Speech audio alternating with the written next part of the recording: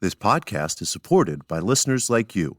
We're grateful for your tax-deductible donation at newthoughtphilly.org or the link in the episode description. A practical prayer is a prayer that works. These discussions between Reverend Bill Marchioni and Carol Lawrence dive into the details of how it works and how to work it. Reverend Bill is a New Thought minister and the author of Practical Prayer for Real Results. Your new life begins with a new thought. Carol Lawrence is on a spiritual quest, finding the New Thought teaching after decades on the pulpit in 3 different traditional denominations. I've got some questions. Together, they're exploring the philosophy and activities that come together from many of the world's religions to create the practical spirituality that is New Thought.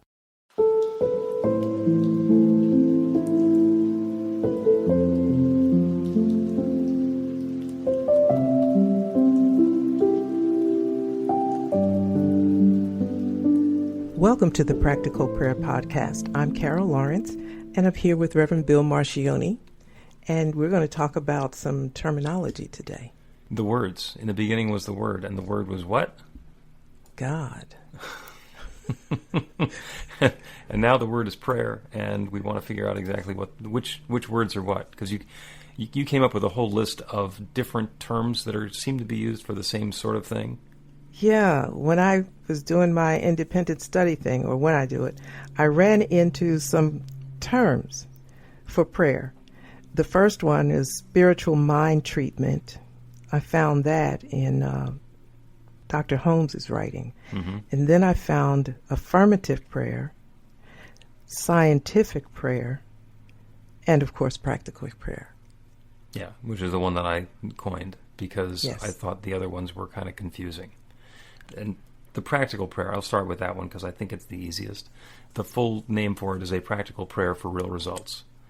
And there's a lot of metaphysics that we get to unpack, like what is real.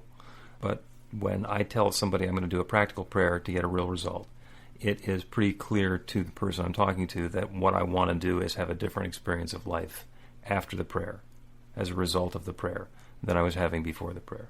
And it's practical in that it is not something that I'm doing for some mystical, mysterious, religious reason. It is a very practical activity. I'm doing a prayer practically to get a practical and tangible result in my life. So that's practical prayer. And to be honest, a practical prayer is a spiritual mind treatment. And I relanguaged it. I call it the new language of New Thought, for exactly the reason that you brought up at the beginning of our conversation today. Because somebody hears the term spiritual mind treatment, and their head tilts to the side like a puppy hearing a high-pitched noise. Like, what? And once we understand what Ernest Holmes meant when he coined the term spiritual mind treatment, and what he was doing with the treatment, we understand. But it becomes an inside joke because you have to understand his practice, what he wrote in the book The Science of Mind, and dozens of other books that he wrote and publications that he issued, to get an understanding for his meaning. Spiritual mind treatment is a way of changing our thinking, our mind, in a spiritual context to create a different experience of life. So it actually is a practical prayer for real result. The treatment, and he called it treatment because back 100 years ago when he was doing his work and developing this, there were different healing modalities that were all, vying for contention for the top spot. There was allopathic medicine, which is what we're considered to be Western medicine. There was acupuncture, and there were osteopaths, chiropractors. There were all sorts of manipulative, physical manipulation techniques that could be used to bring about a sense of healing and physical recuperation. And Ernest Holmes knew, because that had been demonstrated pretty effectively before, that a physical healing could be done mentally. And so he wanted that to be the treatment modality, was this prayer. And so he called it a treatment modality right there in the name of it. That's why it's called the treatment, or spiritual mind treatment. You go to a doctor, and when they give you an antibiotic, that's a treatment. But it's not a spiritual mind treatment. It is a chemical pharmacological treatment. So he wanted to get into the same horse race with everybody else, because he thought that spiritual mind treatment could be a leading modality. At this point we have Eastern medicine and we have Western medicine, and those are two big buckets. And then there's also prayer, which is another bucket, because that's not claimed necessarily by Eastern or Western medicine, but it still works. Needless to say, it lost the race, and big pharma is big time, and allopathic medicine, with a couple of very important discoveries, is way ahead. We've been through this whole thing with a brand new novel coronavirus, and in a year, allopathic medicine and pharma have come up with a vaccine for it. That's pretty impressive, and there are reasons why allopathic medicine won. That said, there are a lot of people who still use Eastern medicine because it's really good at treating stuff that is not so well treatable by Western medicine. Interestingly, this is a podcast about prayer, and we've been talking about medicine. And the reason is that was the context that Dr. Holmes was in when he came up with the term spiritual mind treatment. He wanted to treat maladies, those sorts of things that you might go to a healing professional, Eastern or Western medicine, to get taken care of. He wanted to be the third way, which was to do that spiritually, mentally. Okay. I'm with you so far. Okay, so that's where the term spiritual mind treatment came from, and that's why it's kind of obsolete at this point, and we're using the term, for my purposes, we're using practical prayer, and it means exactly the same thing. It is an activity in the mind of the person doing the prayer, inviting the infinite creative power that creates everything to create a new experience of life, either for the person who's doing the prayer, or for that person and the other people or person who they're praying for. Okay. So what about affirmative prayer? Where did that go? Well, before you do that one, what about scientific prayer? Because that's the most, that's right up there with spiritual mind treatment in the realm of confusion. The term scientific prayer, and it's a great term, can mean two different things. And what we'd really like it to mean is that it is scientifically proven that prayer works. And that would be great. And I would love to see that happen. And nobody has done it so far. Interestingly, there are probably 70% of scientists believe in prayer, maybe even more. And these are the people whose professional job it is to be skeptical and need to have things proven. And in spite of their work, in spite of their professional background, they believe that prayer works. They also know that no one yet has done a scientifically rigorous, double-blind, placebo-controlled study of prayer that has been peer-reviewed and proven the efficacy of the prayer. There are a lot of people who have tried it. Actually, my doctoral thesis was on proving prayer. So I've spent some time researching a bunch of the people who have tried and the ways that it's worked and the ways that it hasn't worked. It is a pretty daunting scientific challenge, because in order to make it pass muster in the scientific method, you have to be able to repeat it. Well, under what circumstances are we going to be able to get the same scenario again so that we can do the same prayer and then verify that the results happen? So scientifically proven prayer is not so much of a thing, although there are a lot of scientists who are telling amazing stories about how it works, because it does. The stories are all anecdotal. It's empirical evidence rather than placebo-controlled, double-blind studies with statistics and stuff backing it up. But you continue to ask, why do we use the term scientific prayer? and that's for the other half of it.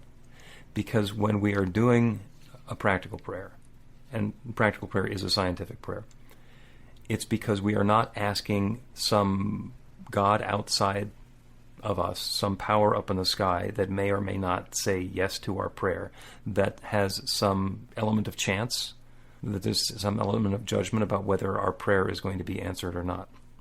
Prayer is scientific in the sense that it is a principle. We are using a creative principle, and principles are scientific. Like gravity, there's a law of gravity. That's a principle. And gravity always works, and it works the same way for everybody, and it works the same way everywhere, even though it seems to work differently on the surface of a planet than it does when somebody's in space. But gravity always works the same way. Electricity always works the same way. Aerodynamics always works the same way. We can build a plane and take it off from an airport anywhere in the world, and it's going to behave the same way. That's the sense that we're talking about scientific prayer.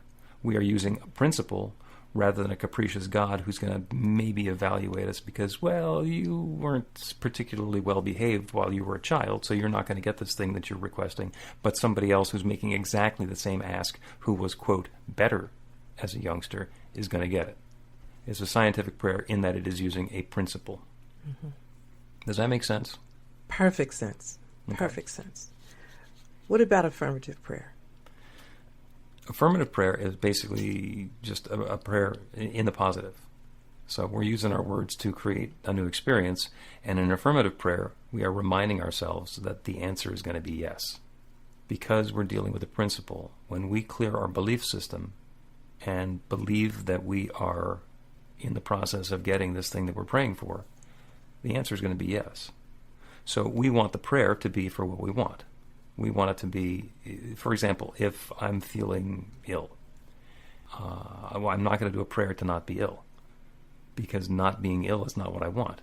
That's what's got my attention right now. What I want to do is I want to feel well. I want to feel healthy. I want to feel vital. I want to get to the point where I can go to my daughter's dance recital. Whatever it is that I'm looking for, I'm going to put my attention on what it is that I want as a result of my prayer and state it in the positive. That principle that we were talking about, the scientific principle that always says yes, it don't know not. I can't say I don't want to be sick, because what the prayer is about then is sick. That's the focus of the prayer, is being sick. And oh, by the way, there were some of those studies where they spent millions of dollars where they inadvertently did a prayer for the people to be sick or have complications. Oops. So it's a whole long story. The affirmative prayer is about setting our intention for what we want to have happen, the invitation for the new experience we're having, and be positive about that. So affirmative prayer uses what I call the 4 Ps, and that's kind of the cornerstone of the affirmations or the realization step that we're doing in a practical prayer. The 4 Ps are that we want our declaration to be powerful, positive, personal, and present tense. And that makes up an affirmative prayer.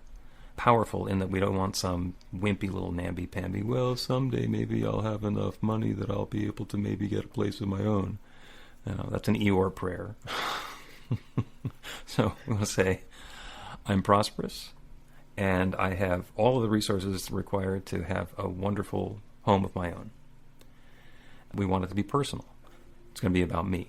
I'm going to state that in the first person. So I'm not going to say somebody's going to come along and give me a house. It's going to say, I have my perfect house.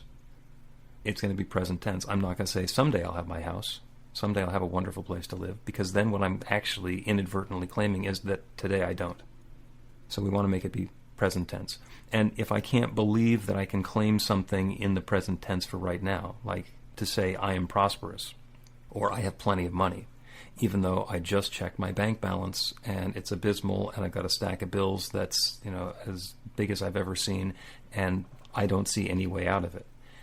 When I claim I'm prosperous and I have plenty of money, my belief system shuts down and says, I can't, based on the evidence around me, I can't believe that. So what we can do to still be present tense is to say, I am prosperous, and all of the money to meet my requirements is on the way now. So even though the money hasn't shown up yet, it's on the way now. That process is in place now. That train is on the tracks and it's on its way to the station. And that's something that's in process. It's already going on. It's simply a matter of unfoldment for it to get here, rather than far off, someday there might be a track or a train. Powerful, positive, personal, present tense. That's affirmative prayer. We want to be able to pray for and set an intention or invitation for the experience that we want to have, instead of to not have what we don't want. Well, you know what? That makes me think of my favorite word, work. Prayer work?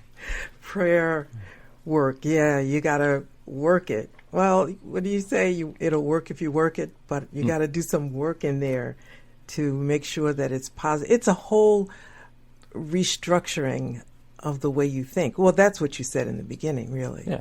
It's a restructuring, and that takes some focus, I think. It's really easy to get started. When I've talked about this before, we do a prayer for something that's relatively inconsequential. We're not going to kick up our disbelief. If I don't really care whether something happens or not, then I can pray for it, and then when it happens, I can notice that it's happening. And because I didn't have a lot of pushback about it, then I can notice the tendency of my experience to change in that direction. And that's really powerful because it demonstrates to us that it works.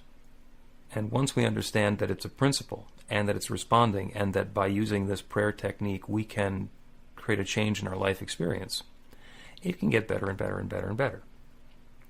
And we can pray for things that we consider to be bigger and bigger and bigger and bigger until we're dealing with the life-transforming experiences.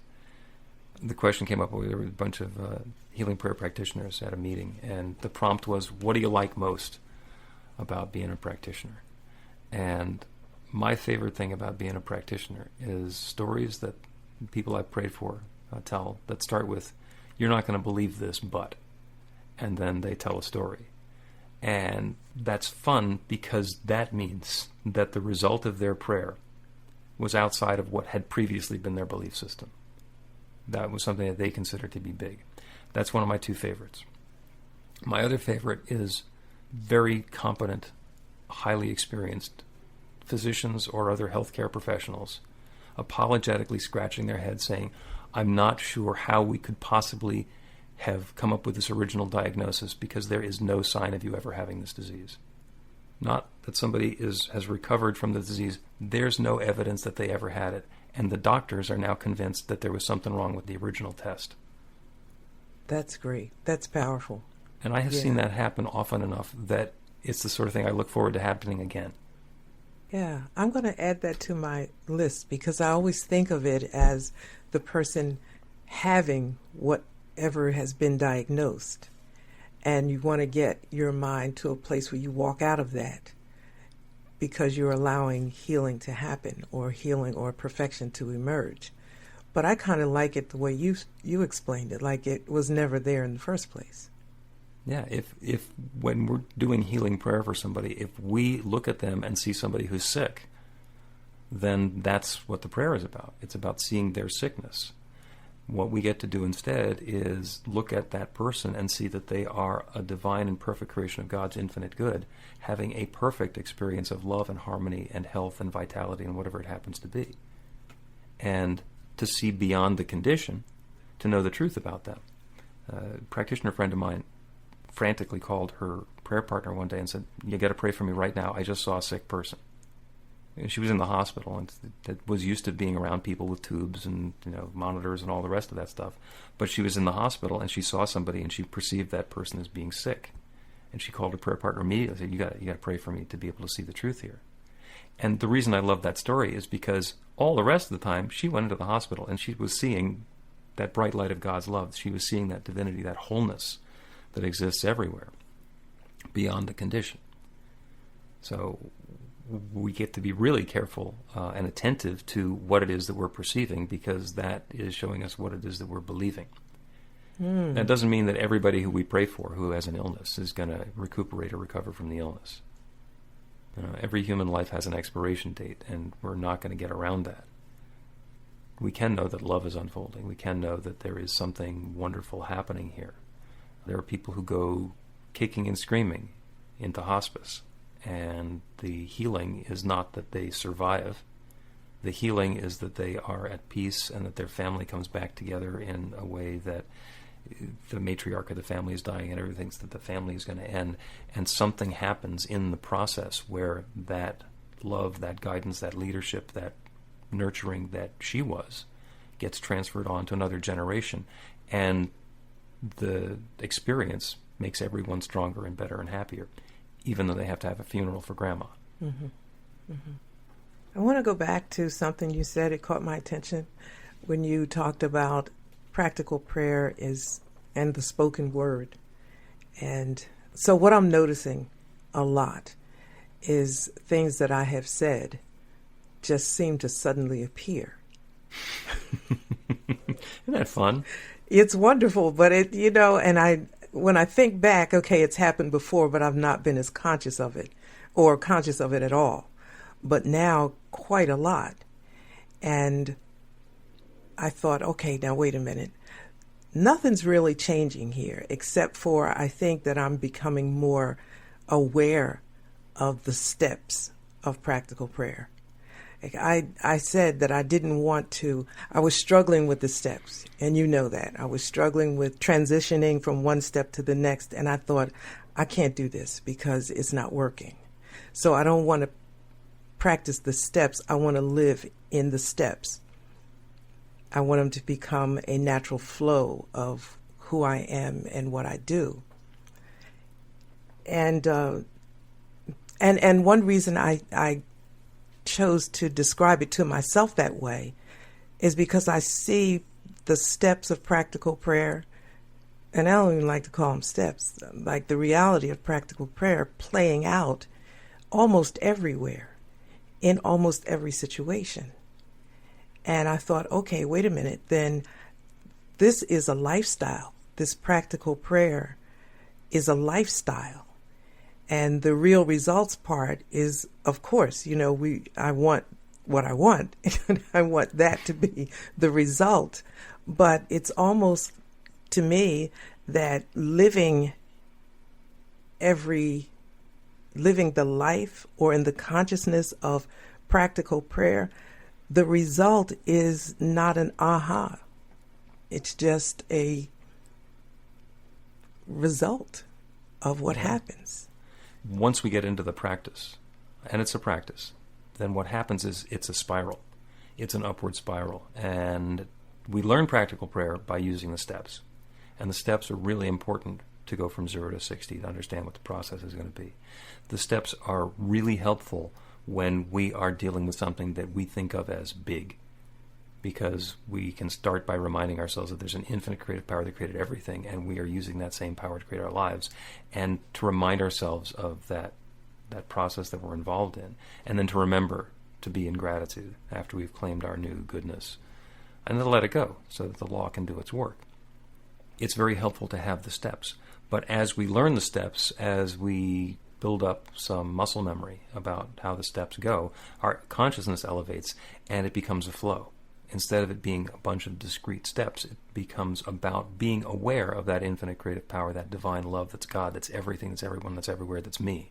Mm-hmm. And to know that that's available all the time. So when I see an experience, either that's in front of me, I can choose to look beyond that experience and know something better, or I can look at that and invite something wonderful, whether it's a huge transformation or just the continuing unfoldment of something wonderful. I'm going for a walk, and it's a beautiful day, and I'm seeing the interplay of the sun and the clouds and the trees and the shadows and the light and the breeze, and it's just feeling wonderful.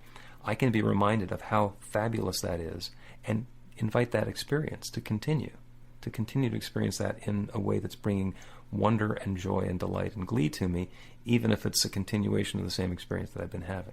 Excellent.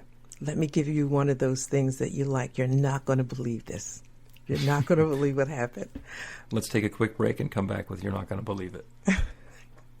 Okay. You can put practical prayer to work in your life, and Reverend Bill Marcioni can help. He is offering an online class that teaches you to create your own practical prayer in 5 weekly 1-hour sessions. The final hour brings your practical prayer together, anchored in live original music by a notable New Thought musician. Practical prayer is based on the most effective prayers found in religions and spiritual practices all over the world. Use it to deepen ever more fully into the truth of your spiritual nature. It's the core of a transformational spiritual practice that's simple, even if it's not always easy. Reverend Bill is also available for private spiritual counseling prayer sessions. Together, you'll lean into the challenges you've experienced in life and explore the transformation that's possible through practical prayer. You'll uncover old, hidden beliefs and uproot them to make way for the life of your dreams. Everything you need to know is on the website at b-v-light.com. That's b-v-light.com.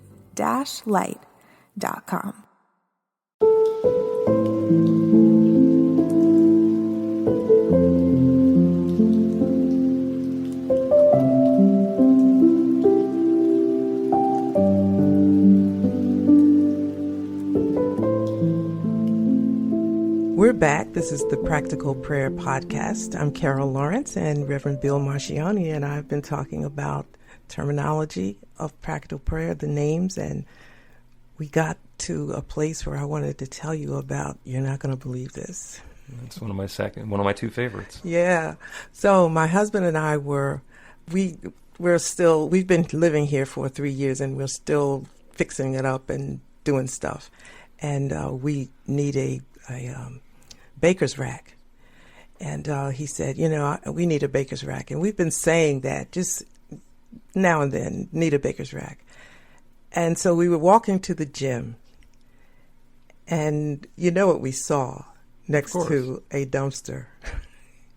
A baker's rack, which was exactly the right color. Now, of course it was. It was exactly the right color, exactly the number of shelves that I wanted. And not only that, it had a matching bench that I wanted, but I didn't know that a bench like that came with a baker's rack. So we walked away and went back and walked away. And, my husband said, well, we'll get Steve, the guy who takes care of the property, to bring it over. And I'm thinking, no, I get up at 5 a.m. I'm going to get over here before the trash guy gets here, and I'm bringing this thing back by myself. And he turned around and said, let's get it now. So we pulled it back home, and it fit absolutely perfectly in the spot, and the bench is absolutely perfect, and the color is perfect. And I thought to myself, you called that in. You expressed that. This is the realization of your lifestyle or your walk or your belief in practical prayer. You know that you know who God is. You already know that. You're cool with being one with God. You're not struggling with that. Here's the part you were struggling with, the realization. And all you did was put it out there. That's all you did. And I was so excited and happy over a baker's rack. It's like a small thing. But it was not a small. You're right. It's a big thing. It was a big thing because I wanted it, and it fit every dimension that I wanted. So this is what happened. If that wasn't great enough, and I was so grateful, like I was singing and all that business, so if that wasn't enough, I thought, this is not that big a deal. What about the thing you think is big? How come you're not realizing that? Like, you scared to talk about it or something? And so, because that seems to be what it takes, if you believe it, it's a part of your conversation, it's part of your belief. So it's there. It's a reality. It's the realization. And I thought, okay, I get it. It's that real. Yeah. And the baker's rack is a perfect example because you were aware that you wanted to have this item in your house, and you opened up yourself to the possibility. You have to basically set the intention, the invitation for that to show up. And the story could have been that there was suddenly, you stumbled across it in an ad, and it was exactly what you wanted, and it was at a fraction of the price, and that would be a good story as well. This one is a reminder that the infinite creative power that creates everything is really close at hand. It abides within, and it can take your neighbor who has something that they don't want in their house and give them the inspiration to, I'm going to finally get rid of that stupid baker's rack that we never used, that we never wanted, that was a gift. I'm just getting rid of it. And they're putting it out on the curb, so their life is happier now because they don't have to deal with their baker's rack. And your life is happier now because you have a baker's rack. You didn't have to go as far as the store. Right. You weren't even at the gym by the time the baker's rack showed up. And by the way, there is now gratitude that's attached to this baker's rack that was headed for the landfill, and it's not in the landfill. So this is a win on so many, many levels, and it's just another example of the pieces that already exist fitting together in a way that's going to bring harmony. Yeah. It just, so many of the terms and everything just flowed right with that one experience, the good that you desire. And I'm thinking, I needed this for good reasons. Mm-hmm. And one of my other neighbors commented on it. She said, "That is gorgeous." And I'm thinking, thank you so much. So, yeah, that was my aha wow. Yep. And do you have any idea who it was that was dispensing with this baker's rack? I have no idea. And I have no clue. I would love to say thank you to them, but it was so perfect. Like, you do your cleaning thing, but I'm cleaning it. It was nothing on it. It was just like brand new. All right. So maybe there's a holiday open house in your future where one of your neighbors says, "Oh, damn, that rack that I hated looks really good at your house." Yeah. With another dose of gratitude for the good that's unfolding. Yeah. Well, it could happen even easier than that, because the baker's rack is on my deck and it's holding beautiful plants. So everybody will see it. Yeah. And practical prayer, affirmative prayer, scientific prayer, once we get into the process of being aware of that infinite creative power that's creating everything and align ourselves with it and know that that's what we're using in a positive and affirmative way, they're all the same thing. And it's not nearly so much a process as it is an engagement with life, a philosophy, an approach, or a perspective.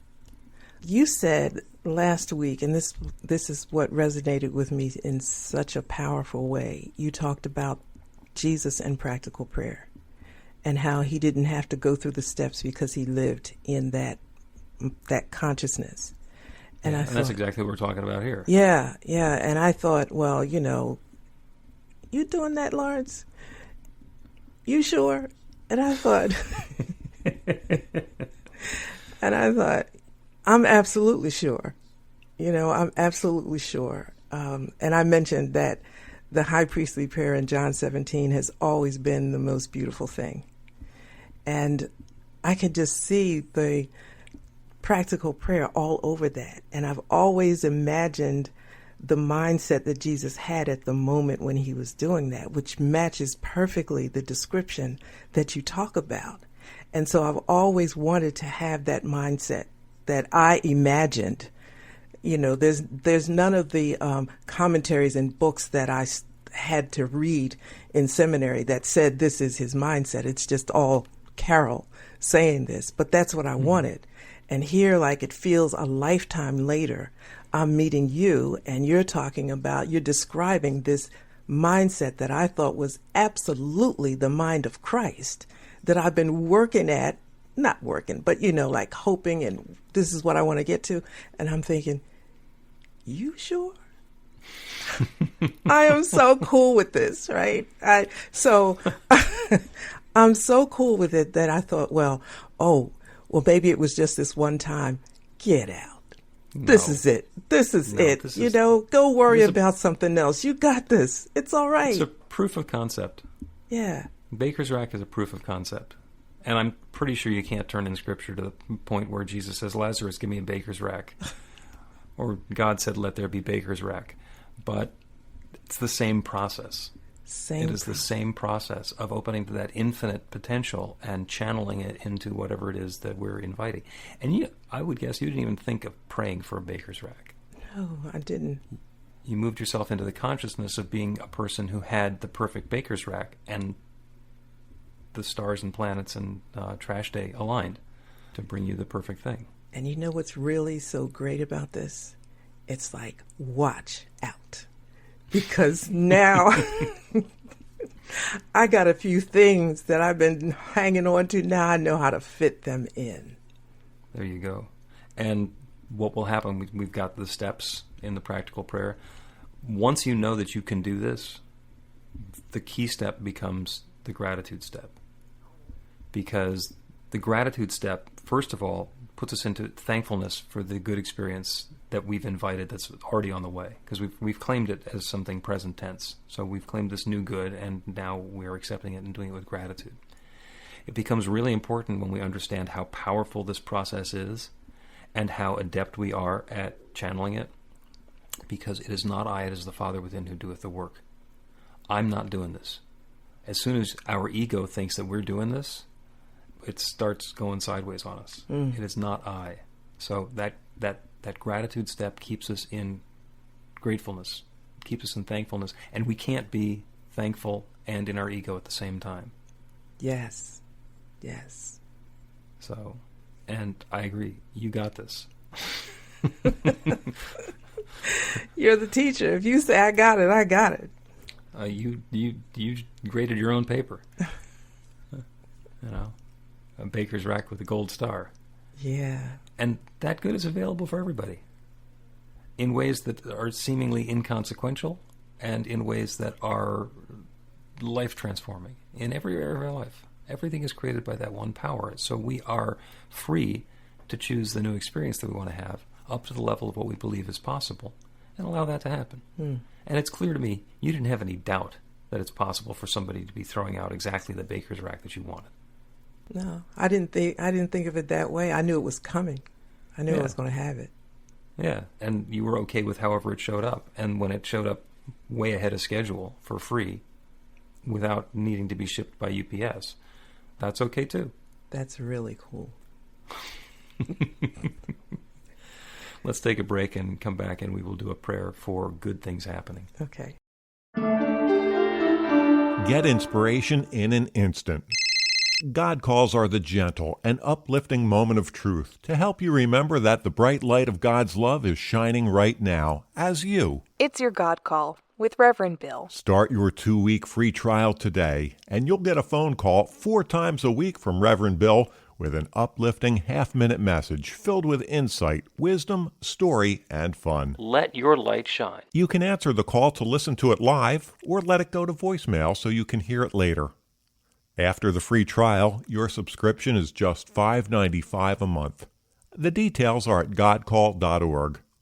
God calls are disruptive, intentionally. Whenever you write something, put on a gold star. They take you away from your routine to remind you about the truth of who you really are. They come at random times between 8:15 a.m. and 6 p.m., so you won't be expecting them. And somehow, the message is exactly what you need to hear at the time. Magic is loose in the world. It's a moment of motivation in the middle of your day. Find out more and start your 2-week free trial now at godcall.org.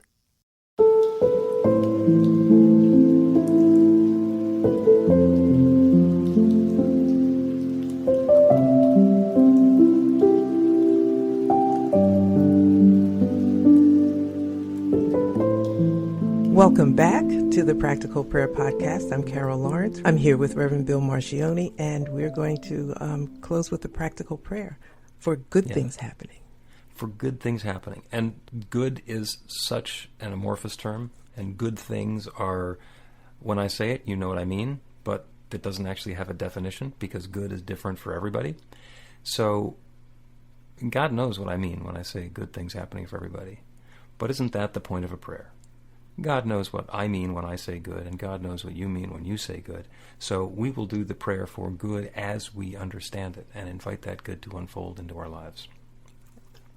So, as I like to say, if you are comfortable and it's safe to do so, go ahead and close your eyes or go into a soft focus. If you are operating heavy machinery or driving, please maintain enough awareness that you can do that safely. As we turn our attention away from the world around us, away from the details and the circumstances and the situations that define our experience, we turn within. We turn to that infinite creative power, that divine light of God's love that shines through and as and in every aspect, every facet, every part of its creation. There is only God. In the beginning there was darkness and void, and God said, "Let there be." And the creative law said yes, and there was, and there is. It began with light, and then planets and stars and galaxies and all the rest of it. And this is the same story that we can tell in scientific language about the Big Bang. It is that one sharing itself as all of its creation. The important part to remember is that everything that exists everywhere is this one shared in a specific way. And that includes me, and that includes each one who is hearing this prayer. Each of us is an individualization, a particularization of that infinite creative presence, that divine love unfolding. And so I know that the good that we experience in our lives is now being amplified. The new experiences that we consider to be good, each individually and all together, are now flowing into our lives more richly, more fully, and more immediately than we had previously considered possible, or at least likely. Good and more good and more good is unfolding for each of us. It doesn't take anything away from anyone else. There is no limit in this infinite universe to the good that's available.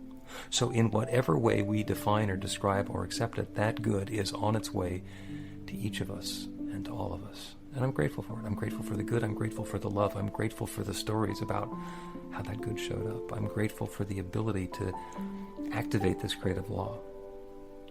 And I'm grateful to be able to release this word into that law that always says yes, and know without any question, doubt, hesitation whatsoever that that law is once again saying yes. And so I let it be, and so it is. And so it is.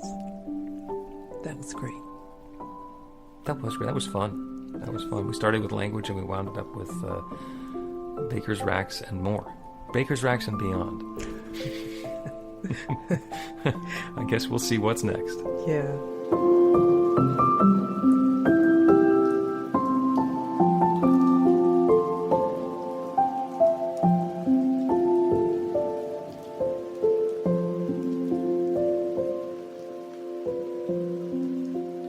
The Practical Prayer Podcast with Reverend Bill Marcioni and Carol Lawrence is a production of BeTheLight.com, b-the-light.com,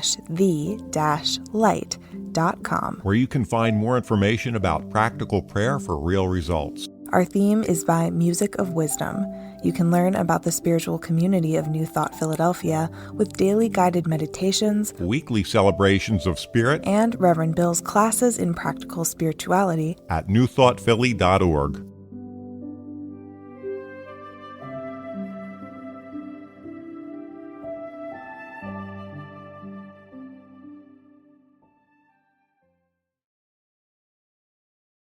This podcast is supported by listeners like you. We're grateful for your tax-deductible donation at newthoughtphilly.org or the link in the episode description.